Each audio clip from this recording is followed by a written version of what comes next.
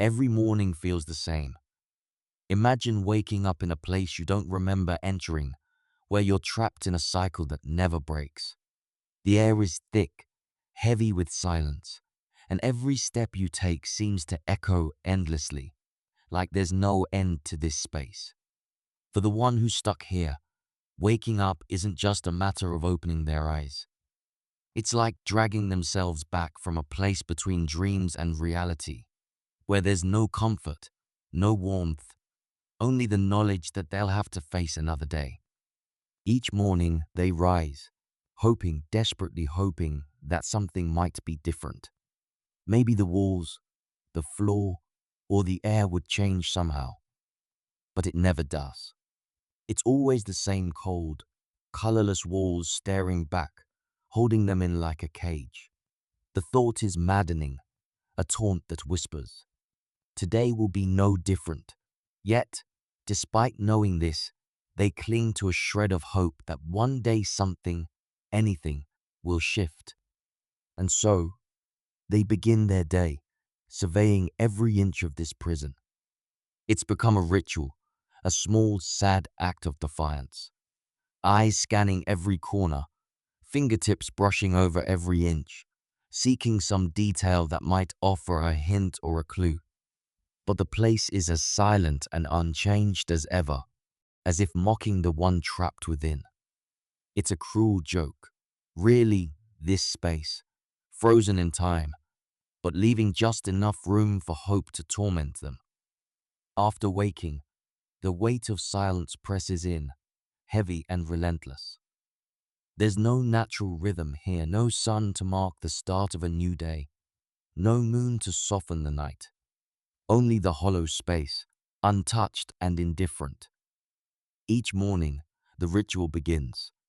It's not a ritual of choice, but one born of necessity, a rhythm that keeps them grounded, barely holding on to sanity. They close their eyes for a brief moment, hoping that when they open them, something might be different. But as always, it's the same. The familiar grey walls, bare and unyielding, surround them, almost mocking in their permanence. They begin to pace, their footsteps soft and measured, a slow march around the perimeter. It's as if they're trying to convince themselves that this time, they'll find an exit, a way out, a crack in the wall that wasn't there before. But it's futile. The walls stand untouched, unchanged, mirroring the same blank stare each day. Despite this hopelessness, they feel a pull to continue. To give up would mean accepting that this is all there is, that this prison, this endless routine, is their life now. So they keep moving, driven by the smallest glimmer of desperation. It's a quiet plea, a silent scream, as they trace the same lines, over and over, hoping that one day something will break. And until then, the ritual goes on. The steps, the pacing, the relentless search for change that never comes. Beyond the endless pacing, another detail begins to weigh on them.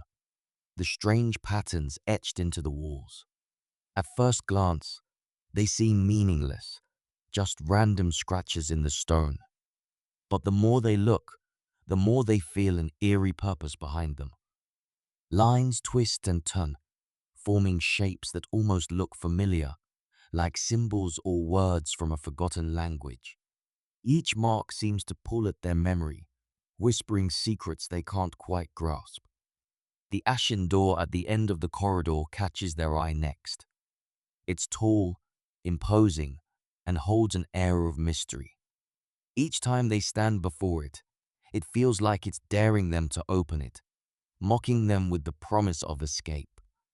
They reach out, their hand trembling, but something always stops them. It's as though the door knows they're too afraid to cross its threshold, too afraid of what might lie beyond. So, they pull back, each time convincing themselves that tomorrow they'll be ready. Tomorrow, they'll be brave enough to turn the handle. But for now, it's just another part of the routine. This silent face-off with the ashen door. It's become a strange comfort, a reminder that even if they're trapped, there's still a choice left, one they're too fearful to make. And so, they turn away, the faint hope for something different fading as they return to the hollow embrace of the same four walls. At the far end of the room, a screen door stands ajar, overlooking a vast, endless stretch of ocean. It's the only break in the monotony, the only glimpse of something beyond these walls. Each day, they approach it cautiously, drawn to the rhythm of the waves crashing against the shore. The sound is haunting and powerful, a reminder that life exists somewhere out there, beyond their reach.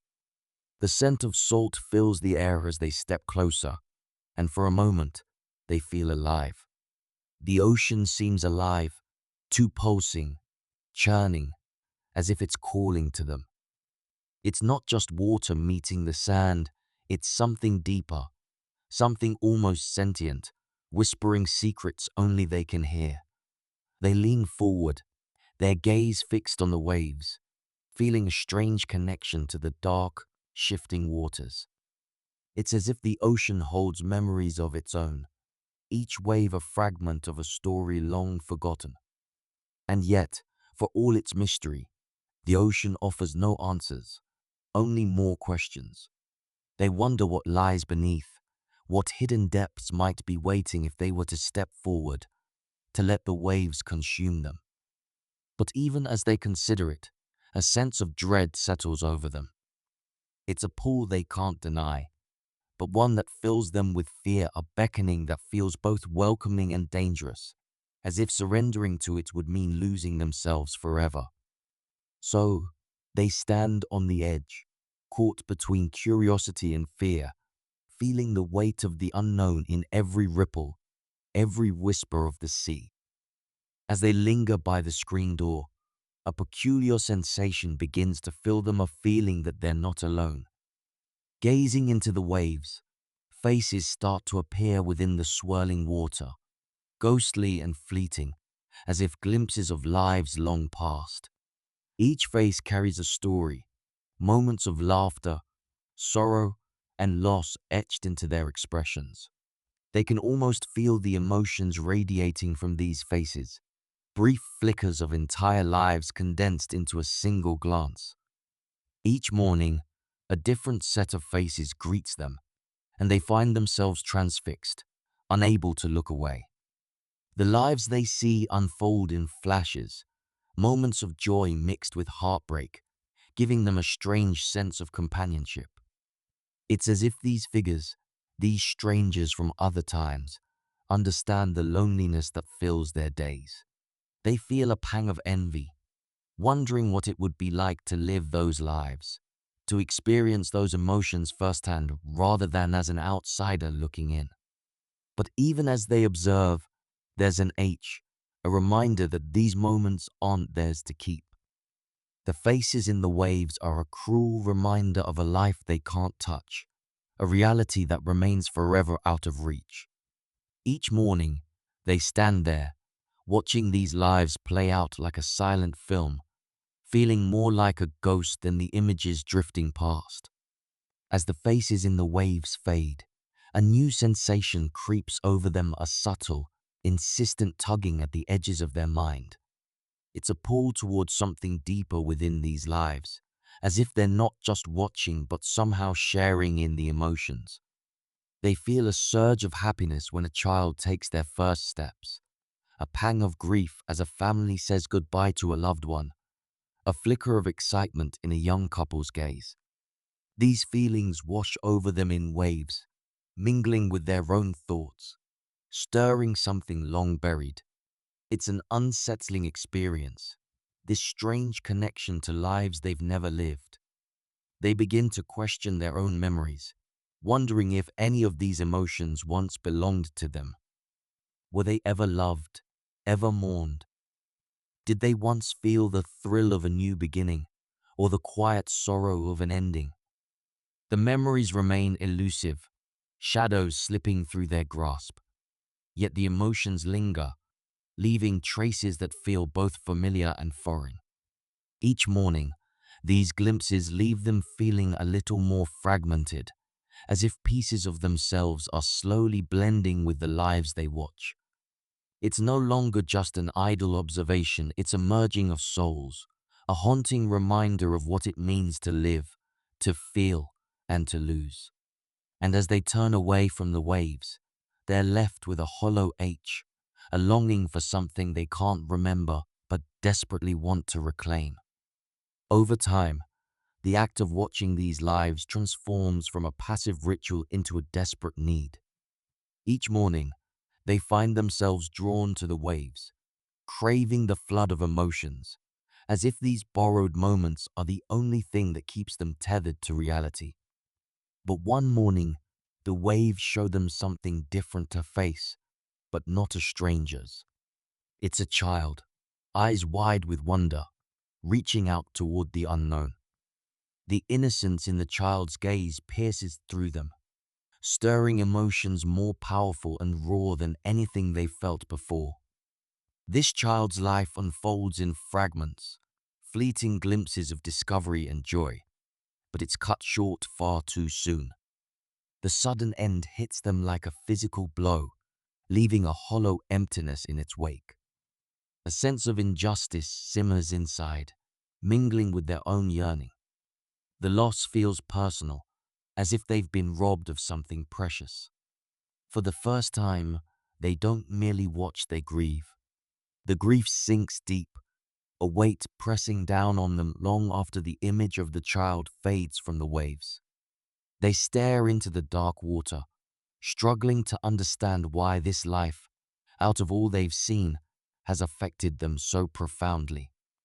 The pain is sharp, more vivid than any other emotion they've felt in this place.